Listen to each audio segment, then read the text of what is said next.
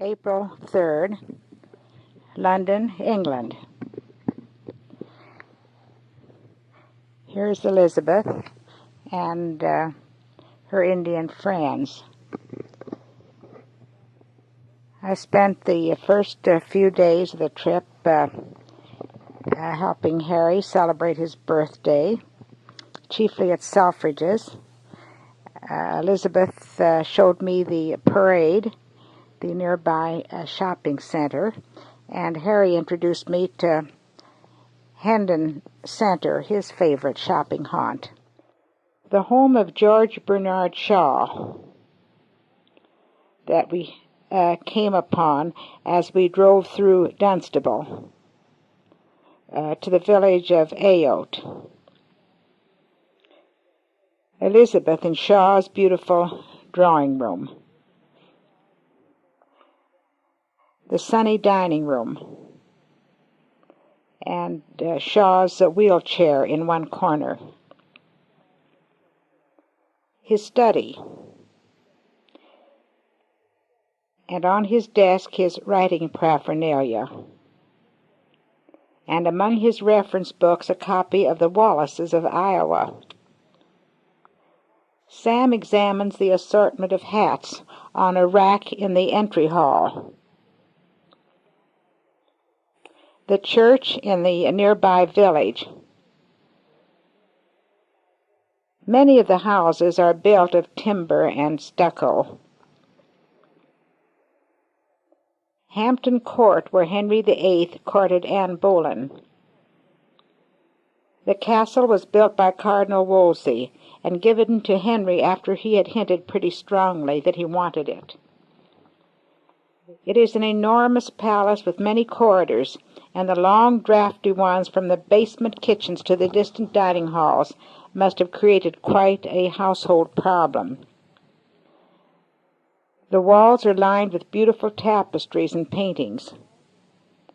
A royal bedchamber with its interesting furnishings. Natalie waits for the children, who are fascinated by the maze created by clipped shrubbery in the gardens. We traveled north on a heavy trafficked superhighway, but detoured on a country lane in order to see the All Saints' Church of Brixworth. It's the oldest church in England and the largest of the early Saxon churches. It was built in 680 A.D. Sam pointed out the Roman bricks used to build the arches. In the churchyard, sheep grazed around the tombstones. In Chester, our lodgings were in the old King's Head Inn, a half-timbered 17th century structure. Note the timber roof supports. This was once the home of the Randall Holmes family, whose records of Old Chester, now in the British Museum, account for much that is known of this famous city. The inn consists of a pub on the first floor, a lovely dining room on the second, and 9 bedrooms on the third floor. Heavy wooden beams support the roof. This is a corner of my room. The Chester Cathedral. The magnificent canopied stalls of the choir date from 1380. The ends of the desks are finely carved. The nave is of Norman architecture. The 17th century chancel has Jacobean woodwork. In the Middle Ages, at the Abbey gateway, the religious mystery plays were acted out on 2-tiered wagons, the lower tier the dressing room, the upper tier the stage. And then the wagons proceeded to other parts of the city, so that by remaining in one spot, spectators could see a succession of plays. The famous 2-story shopping arcade known as the Rose. It consists of shops on the first level with open balconies formed by the second-level shops. From these balconies there is a fine view of the busy street below and the 17th century timbered buildings across the way. In the 13th and 14th centuries, cargoes were hauled through these streets to the custom house from the busy port of Chester. Stanley Palace was built in 1591 and has retained much of its antiquity and charm. After a fine breakfast of kippers in the charming King's Head Inn dining room, we went for a several-hour walk along the city wall. The ancient bridge with views of Roman ruins and medieval palaces. Harry begins his diary of the trip, as does Elizabeth. In the second half of the 1st century, the Romans built a fortress on the River Dee and named it Diva, and then they built the city of Chester, impressive with fine houses, baths, temples, and an amphitheater. After the Romans withdrew, there followed 500 years of war among the Britons, Scots, Northumbrians, and Danes. The daughter of Alfred the Great restored the fortress and this wall and built a castle here, but in 1070 the city fell to the Norman invaders. Then Chester became an earldom with its own parliament and taxes and courts. Since 1237, this earldom has belonged to the eldest son of the reigning monarch. We get a final picture in front of the inn before we start off again. We picnicked near the 13th century Flint Castle, a most picturesque ruin, and close at hand old houses such as this with interesting names painted over their facades.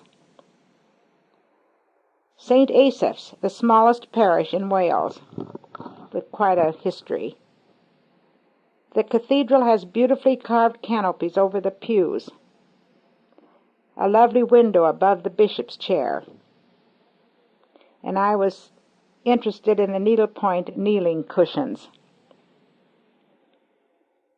Glen Aber Hotel in Betty's Coed in North Wales, our nicest hotel of all the trip, even though not according to Mr. Fielding's standards. Note the roof support.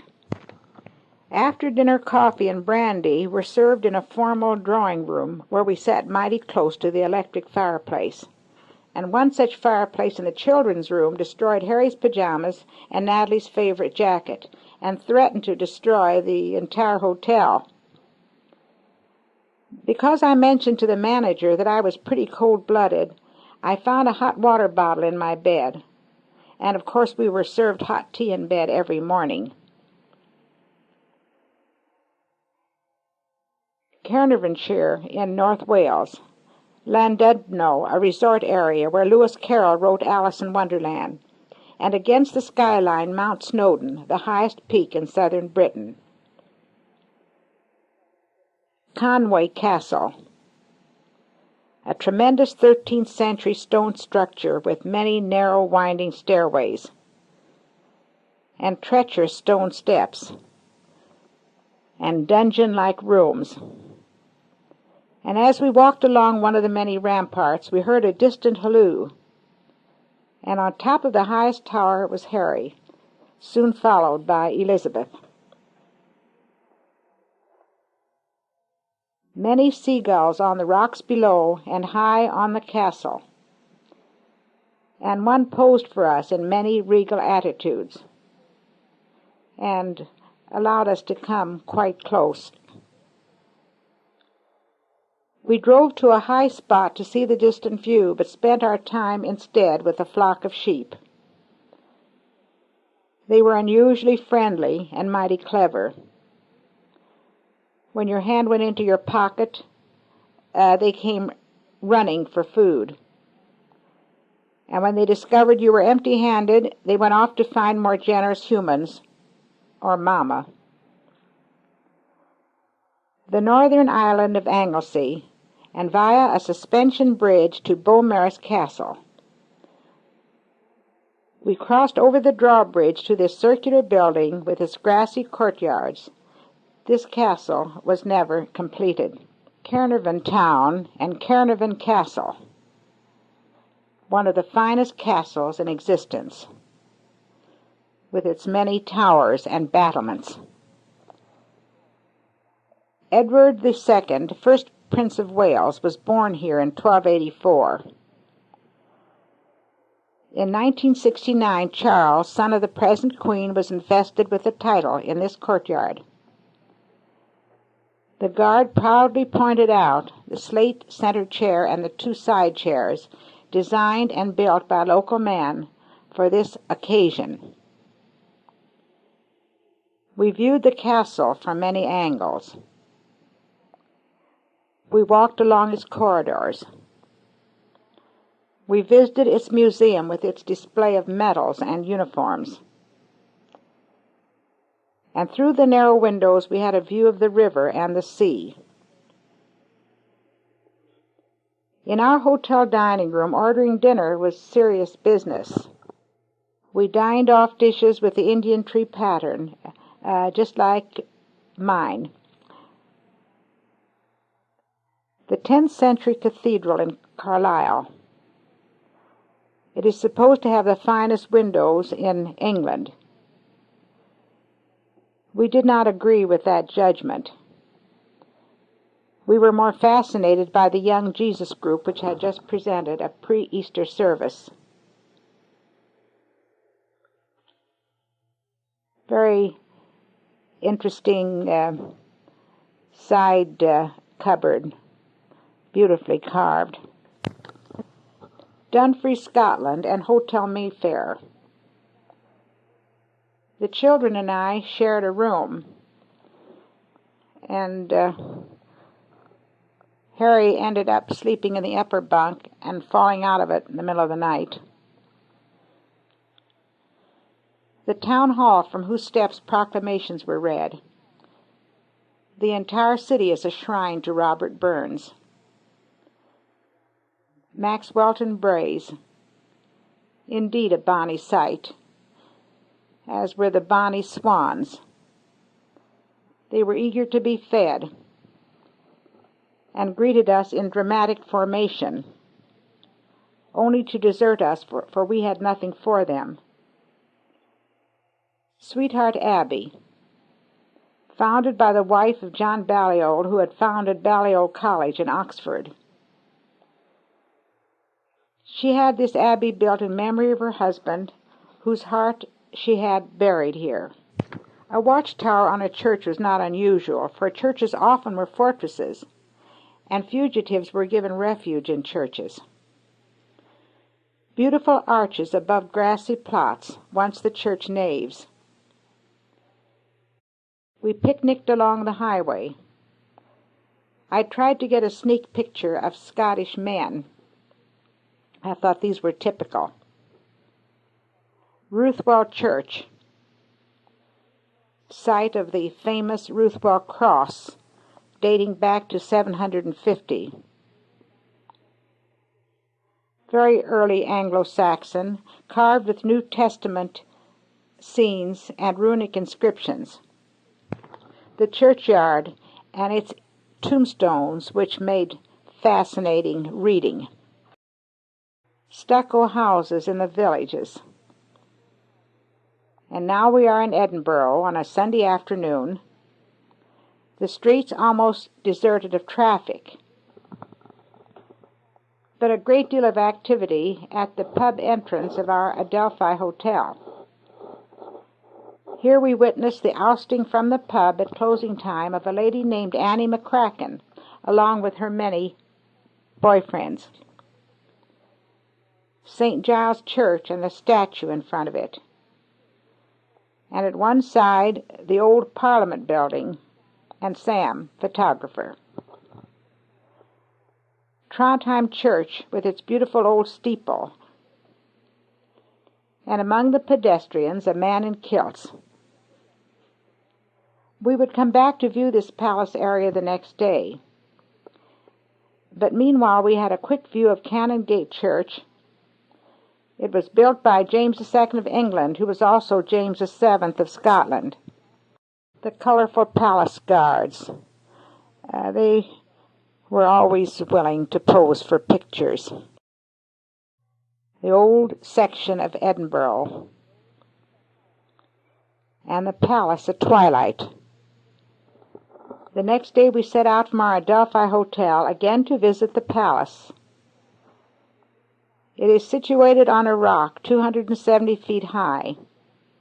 Here is the gateway leading into the palace and the courtyard. We climbed these steps, and at the top was this impressive panorama. Guns along the wall. Margaret, great-niece of Edward the Confessor, founded the Abbey of Holyrood, and she was sainted. This is her chapel. I was permitted to take a picture of its interior. We walked up a narrow road along the castle wall, and now we're back at the entrance. Again we take pictures with the palace guard, and he's very patient and long-suffering with tourists with cameras. A statue of the king whom Elizabeth described as the son of Queen Victoria and dear Albert. We picnic on the castle grounds. The Palace of Holyrood House was built in the 16th century. The square walls are those of the older section. The rounded section was added by Charles II in the 17th century. In 1707, when the Scottish Parliament was dissolved, Holyrood House lost its importance, but now again it is regularly occupied by the royal family during its visits to Edinburgh. The long assembly hall is lined with portraits representing 111 Scottish rulers. The painter did all of these portraits in 2 years, and he gave them all the same face. In the Prince Consort's dressing room is a 17th century harpsichord, and the guard invited Natalie to have a little tinkle on it. The throne room, where various court functions are held. The household dining room is used for small royal dinner parties. Another magnificent drawing room. The bedroom of Mary Queen of Scots. From a doorway one may descend to Lord Darnley's bedroom. It was down these steps that the nobles, at the instigation of Darnley, dragged Mary's secretary Ruthj and murdered him. In the Queen's room over the fireplace is a needlepoint she had made during the last 6 months of her life. It depicts her as the mouse and Elizabeth as the cat. North of the palace are the ruins of the nave of Holyrood Abbey, scene of the coronation, marriage, and burial of many Scottish kings. One tower is still standing, as are the foundations of the choir and transepts. Victoria had the old royalty reburied here. Interesting ruins of the abbey. Very picturesque. Memorial plaques with fascinating reading. They describe the achievements of those they memorialize. Although the towers at either end of the west front look much alike, there are nearly 200 years between them. James IV built one, Charles II the other. Above the entrance are the arms of the King of Scotland and the words, "No one shall provoke me with impunity." And the unicorn and Elizabeth. Statue of a noble English king. The second-floor windows facing the entrance are those of the private apartments occupied by the royal family when it is in residence. And now a quick descent from royalty to commoner, and my room in Edinburgh, which had to be the narrowest room in the kingdom, and the heating pad the strangest, but it was cozy. The next day we drove through sparsely populated Scottish lowlands to England and to Durham.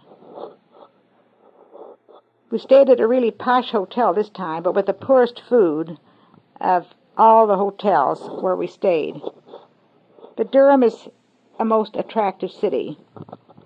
The view from my hotel window gives the proper impression of the little shops, and then high on the hill, the ancient castle. Early the next morning, I was notified that the entire family would be vaccinated. There was a smallpox epidemic. Preceding this event, I took the children shopping as any decent-minded grandmother would do. The narrow streets went up and down curvy hills with steps to climb and descend. And then, while the family was at the doctor's, I wandered alone, camera in hand, taking pictures of the houses across the bridge. Here's a picturesque view of a poverty-stricken area, and in contrast, a distant view of Durham Castle, the river, and the shops, and the winding road. And here's the pastry shop window. It is typical of the many pastry shops all over England. And here's Mark and Spencer's. You can't exactly call it a discount house. It's a famous chain of department stores in England where prices are very low, and where you might even run into the royal family shopping here. To reach Durham Castle and Durham Cathedral, we ascend a steep, narrow street by foot. So we stop to lunch in a tiny place where Harry has pasties and Elizabeth has beans and toast, a typical English luncheon, I am told. We view the castle only from the outside, for now it is a university. But we spend a great deal of time in the cathedral. It is considered to be the finest Norman cathedral in existence. It is situated on a steep-banked wooden bend of the River Wear. The building of the church took from 1093 to 1133. It is of especial interest to architects because of its ribbed vaulting, the pointed arches across the nave, the first of their kind in English architectural history. We approach the entrance, a most imposing edifice. Beautiful towers. This building is of great architectural interest. There were many innovations made in its building. This is the 12th century sanctuary knocker. We'll turn the tape at this point. High in the lofty arch, the windows, and the stained glass embellishments. I wish I had a better picture of the handsome great clock case of Dean Hunt, erected in 1620. This is said to be the highest bishop's throne in existence. It dates back to the 14th century. A statue of St. Oswald. In the Galilee Chapel, built about 1176, is the tomb of Adam Bede, the greatest scholar of all of his time. And the Latin inscription in gold reads, "In this tomb are the bones of the Venerable Bede." A museum in what was once the monks' dormitory. It has a magnificent 15th century timber roof. The museum contains superb illuminated manuscripts, a fine collection of seals and tapestries, and St. Cuthbert's coffin. Now we're back in London, and getting ready for Easter Sunday with the dyeing of Easter eggs. Elizabeth hard at work, and Harry with his own creativity. Easter morning and the big hunt, and sampling the finds.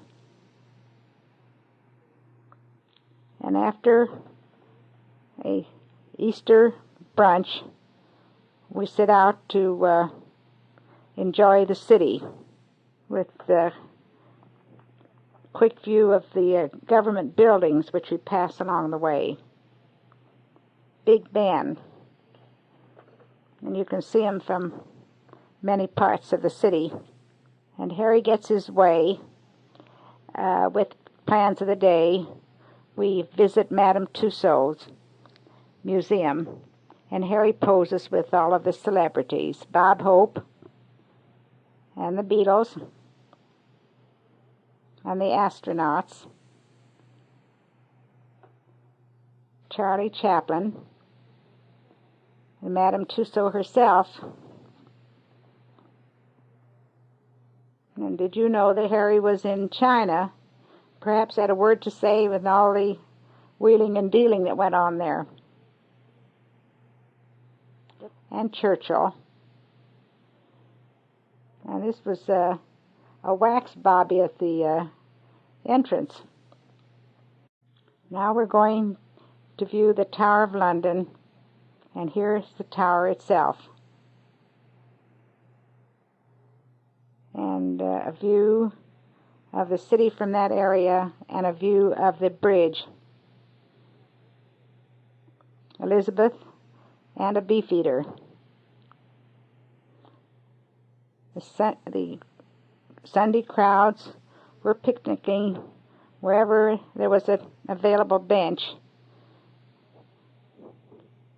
Families had baskets, even mixed salads, and went through all kinds of culinary maneuvers. The tower. Elizabeth takes me on a personal tour, and very important to her was this picture of Henry VIII, her favorite character in English history. She agreeably poses for a picture, as all good guides should do, and then takes a moment out for rest. She shows me the armor in the cases, and then how lucky we were. We saw the changing of the guard. The old guard leaves, a bus waiting to transport them and their paraphernalia. The new guard is inspected and receives instructions and takes over. This proves that Elizabeth was really there. And another picture of the picturesque guard.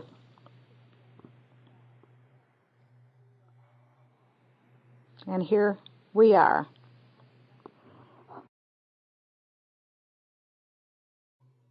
Harry takes time out to work off a little energy. The ravens here have quite a story. Elizabeth could tell you all about it. We're on our way home now, and we detour to get a picture of Harry's school, the school grounds, and of the entrance. We weren't allowed to get any closer than that. Evidently, every school building has a family living on the grounds, caretakers who make sure that no one gets into the school building in off hours. I think we could use somewhat of the same system. And this ends the story of my trip to England and Scotland and Wales with Natalie and Sam, Elizabeth and Harry. When I left England, I got a picture through the window of the clouds and the shoreline and of the receding city.